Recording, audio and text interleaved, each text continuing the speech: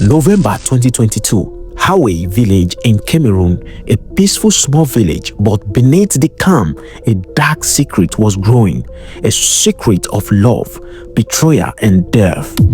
This is the story of Nene, a young woman who thought she had found love, but the man she trusted, the man she gave her heart to, was hiding a monster inside. His name was Matez, and for him, love was only a trap. At first, everything seemed perfect. Nene and Matez laughed together. They went to the market hand in hand. They shared food, drinks, and late-night talks. To everyone, they looked like the perfect couple. But in truth, only Nene was in love. Matez never loved her. His smile was fake. His sweet words were lies. Behind closed doors, Matez was broke and desperate. He had no job, no money, and his heart was filled with greed. For years, he had a dark strategy. Do you know, whenever life became hard, he would look for a woman, make her fall deeply in love with him, and then, when the time was right, he would kill her, not for anger, not for jealousy, but for something far more evil. Matez wasn't just a killer, he was a supplier in the world of Kush. I think so many of you may not be familiar with the word Kush. Kush is a dangerous hard drug spreading fast across many African countries. It is made from chemicals mixed with human bones. Yes, you heard me right, human bones. When smoked, Kush destroys the mind. It makes people violent, weak, and addicted. Many young people have died from it, but for dealers, Kush is a big business. The more bones they get, the more drugs they produce, and the more money they make. Matez knew this very well, and in his dark heart, Nene was not a girlfriend. She was a future raw material for his evil trade. Nene had no idea. She trusted Matez with her whole heart. She planned a future with him. She believed they would marry, have children, and grow old together. But Matez was only planning her death. On a cold night in November 2022, Matez carried out his plan. No one knows exactly how it happened. Some say he poisoned her drink. Others say he strangled her with his bare hands, but what is certain is that Nene never saw it coming. The last thing she saw was the face of the man she loved. Matez buried her secretly in a deserted area near Hawe village. To everyone else, Nene had simply disappeared. Her family searched, her friends cried, but Matez acted innocent. He even joined the search pretending to be heartbroken.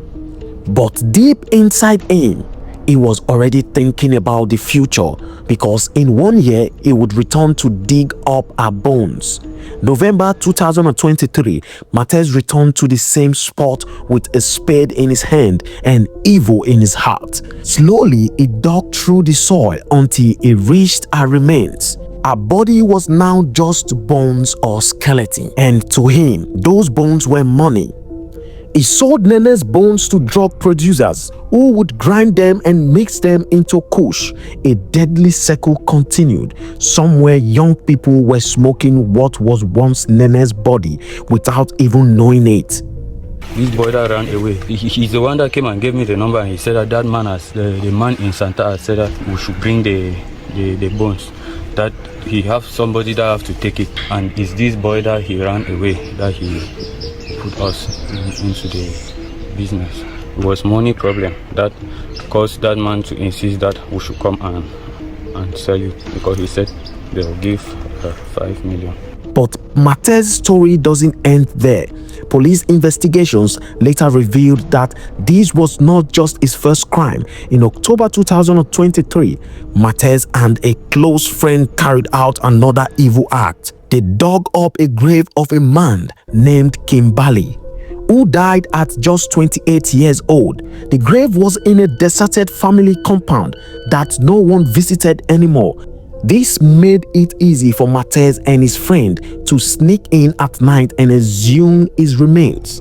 The deal, 5 million CFA francs. That is about 13.6 million naira in Nigerian money. For just a pile of bones, Matez and his friend became instant millionaires, and a poor family lost the dignity of their loved one's final resting place. Police also discovered that before this, Matez had done a similar job in Boya, Cameroon. There, he exhumed bones and sold them to a Nigerian buyer. The total deal was 2 million CFA francs, and Matez personally collected 700 CFA francs. This was a man who had turned death into business, and for him, graves were not sacred. They were like a marketplace. But no evil lasts forever. Whispers started spreading in our village. Some people noticed that whenever Matez was suddenly rich, someone in the community had either disappeared or a grave had been tampered with. Police began to watch him closely. They followed his movements, his friends, and his secret meetings. Finally, with enough evidence, they struck, and Matez was arrested. His friend was also captured. At first, Matez denied everything, but the evidence was too strong. When police showed him the pictures and messages from his buyers, he broke down and confessed.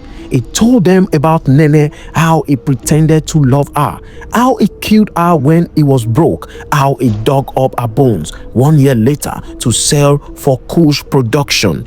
The entire village was in shock. Nene's family could not believe it. Their daughter, who dreamed of a happy life, was reduced to ashes in the lungs of drug addicts. Mother cried. Father swore they would never forgive him. Even strangers felt the pain, because if Nene could be tricked, anyone could. Kush is not just a drug, it is death.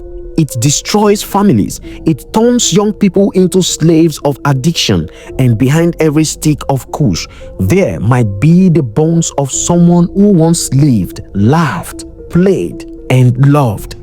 When you see Kush, remember Nene, remember Kimberly, remember the innocent souls turned into profit. Matez thought he was clever. He thought no one would ever find out, but evil has a way of revealing itself.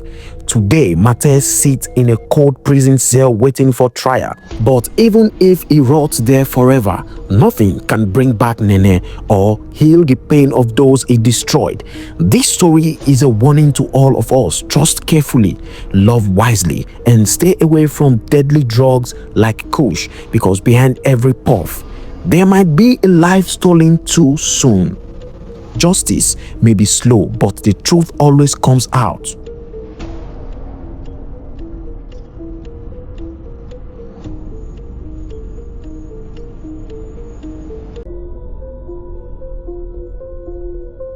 Once being contacted by some people who are doing those type of things.